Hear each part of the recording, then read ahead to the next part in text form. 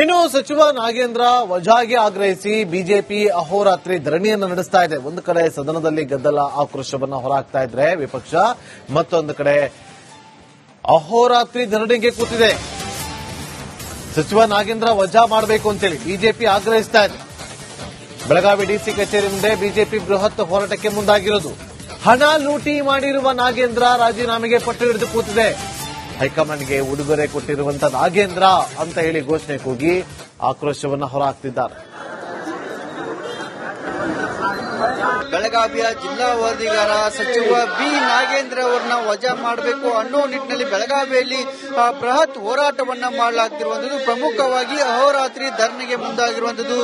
ಬೆಳಗಾವಿಯ ಡಿಸಿ ಕಚೇರಿ ಮುಂಭಾಗದಲ್ಲಿ ಈ ಒಂದು ಪ್ರತಿಭಟನೆ ಕೂಡ ಆಗ್ತಿರುವಂತದ್ದು. ಇವತ್ತು ಅಹೋರಾತ್ರಿ ಧರಣಿಯನ್ನ ಮಾಡೋದಕ್ಕೆ ಬಿಜೆಪಿಯ ನೇತೃತ್ವದಲ್ಲಿ ಮುಂದಾಗಿರುವಂತದ್ದು. ಬೆಳಗಾವಿಯ ಗ್ರಾಮಾಂತರ ಮತ್ತು ಸಿಟಿ ವ್ಯಾಪ್ತಿಯ ಕಾರ್ಯಕರ್ತರು ಜೊತೆಗೆ ಮಾಜಿ ಶಾಸಕರು ಈ ಒಂದು ಪ್ರತಿಭಟನೆಯಲ್ಲಿ ಕೂಡ ಭಾಗಿಯಾಗಿರುವಂತದ್ದು. ಈ ಕೂಡಲೇ ಅವರನ್ನ ಬಿ ನಾಗೇಂದ್ರ ಅವರನ್ನ ವಜಾ ಮಾಡಬೇಕು ಅನ್ನೋ ನಿಟ್ಟಿನಲ್ಲಿ ಒತ್ತಾಯವನ್ನು ಕೂಡ ಮಾಡಲಾಗ್ತಿರುವಂತದ್ದು. ಸುಮಾರು ಎಸ್ಟಿ ಸಮಾಜದ 187 ಕೋಟಿ ಹಣವನ್ನ ಲೂಟಿ ಮಾಡಲಾಗಿದೆ. ಆ ಹಣ ಲೂಟಿ ಮಾಡಿದ್ದಕ್ಕಾಗಿ ಕಾಂಗ್ರೆಸ್ ಹೈಕಮಾಂಡ್ ಅವರಿಗೆ ಉಡುಗೊರೆಯನ್ನ ಕೊಟ್ಟಿದೆ ಅನ್ನೋ ಒಂದು ಗಂಭೀರವಾದಂತಹ ಆರೋಪವನ್ನು ಕೂಡ ಮಾಡ್ತಿರುವಂತದ್ದು.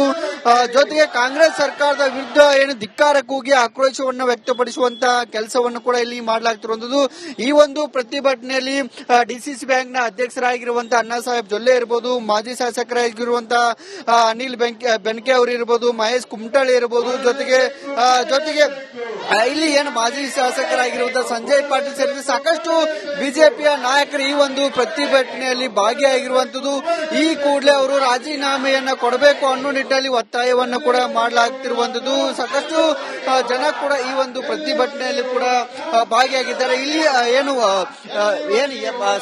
ಮಾಜಿ ಸಂಸದರ ಜೊತೆಗೆ ಡಿಸಿಸಿ ಬ್ಯಾಂಕ್ನ ಅಧ್ಯಕ್ಷರ ಆಗಿರುವಂತಹ ಅಣ್ಣಾ ಸಾಹೇಬ್ ಜೊಲ್ಲೆ ಅವ್ರು ಮಾತಾಡ್ತೀನಿ. ಸರ್, ಏನು ಒತ್ತಾಯ ಮಾಡ್ತಾರೆ?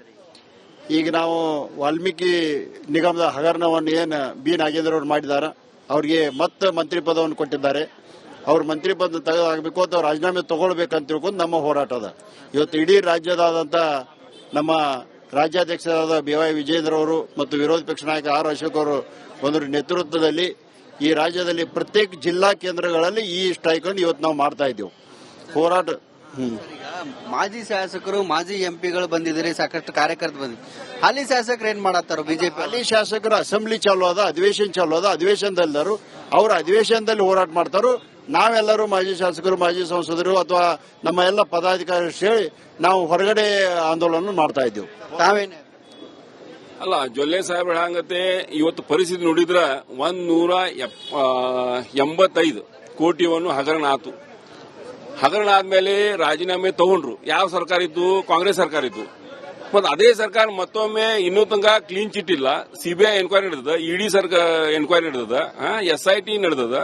ಇಂಥ ಪರಿಸ್ಥಿತಿಯಲ್ಲಿ ಕೇಸ್ ನಡೆದಾಗನ ಮತ್ತೊಮ್ಮೆ ಅವ್ರಿಗೆ ಮಂತ್ರಿ ಪದ ಕೊಡ್ತಾರಂದ್ಮೇಲೆ ಇಂಥ ನಾಚಗಡ್ಡಿ ಸರ್ಕಾರ ನೋಡ್ಲಿಕ್ಕೆ ಸಾಧ್ಯ ಇಲ್ಲ. ಭ್ರಷ್ಟ ಯಾವ ಒಬ್ಬ MLA ಇರ್ತಾನೆ ಅವ್ರು ಮಂತ್ರಿ ಮಾಡ್ತಾರಂದ್ಮೇಲೆ ಬಹಳ ದೊಡ್ಡ ಸಮಸ್ಯೆ.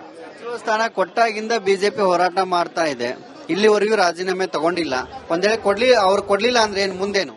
ಇದು ಅಹೋರಾತ್ರ ಆಂದೋಲನ. ಎಲ್ಲಿ ತನಕ ರಾಜೀನಾಮೆ ಕೊಡುವುದಿಲ್ಲ ಅಲ್ಲಿ ತನಕ ಅಹೋರಾತ್ರ ಅಂದ್ರೆ ಡೇ ನೈಟ್ ಹೋರಾಟ ಮಾಡ್ತೀವಿ. ಎಲ್ಲಿ ತನಕ ರಾಜೀನಾಮೆ ಕೊಡುವುದಿಲ್ಲ ಅಲ್ಲಿ ತನಕ ನಾವು ಹೋರಾಟ ಮಾಡ್ತೀವಿ. ರಾಜ್ಯಾದ್ಯಂತ ಇರ್ತಾರೆ ಬೆಳಗಾವಿ ಇಡೀ ರಾಜ್ಯಾದ್ಯಂತ ಪ್ರಕಾರ ಸನ್ಮಾನ್ಯ ರಾಜ್ಯಾಧ್ಯಕ್ಷ ವಿಜೇಂದ್ರ ಅವರು ಮತ್ತು R ಅಶೋಕ್ ಸಾಹೇಬರು ಆದೇಶ ಪ್ರಕಾರ ನಾವೆಲ್ಲ ಇಡೀ ರಾಜ್ಯ ಒಳಗ ಜಿಲ್ಲೆ ಮಟ್ಟ ತನಕ ನಾವು ಹೋರಾಟ ಮಾಡತ್ತೇವೆ. ಇದಿಷ್ಟು ಬಿಜೆಪಿಯ ನಾಯಕರು, ಮಾಜಿ ಶಾಸಕರು, ಮಾಜಿ ಎಂಪಿಗಳ ಹೇಳ್ತಿರೋದು. ಪ್ರಮುಖವಾಗಿ ನಮ್ಮ ಬಿಜೆಪಿಯ ರಾಜ್ಯಾಧ್ಯಕ್ಷರ ನಿರ್ದೇಶನದ ಮೇರೆಗೆ ನಾವು ಅಹೋರಾತ್ರಿ ಧರಣಿಯನ್ನ ಮಾಡ್ತೇವೆ. ಏನು ಬಿ ನಾಗೇಂದ್ರ ಅವರು ರಾಜೀನಾಮೆ ಕೊಡೋವರೆಗೂ ಕೂಡ ಈ ಒಂದು ಹೋರಾಟ ನಿಲ್ಲೋದಿಲ್ಲ ಅನ್ನೊಂದು ಎಚ್ಚರಿಕೆಯನ್ನು ಕೂಡ ಕೊಡ್ತಿರುವಂತದ್ದು. ನೋಡಿ, ಅಹೋರಾತ್ರಿ ಧರಣಿ ಕೂತಿದ್ದಾರೆ.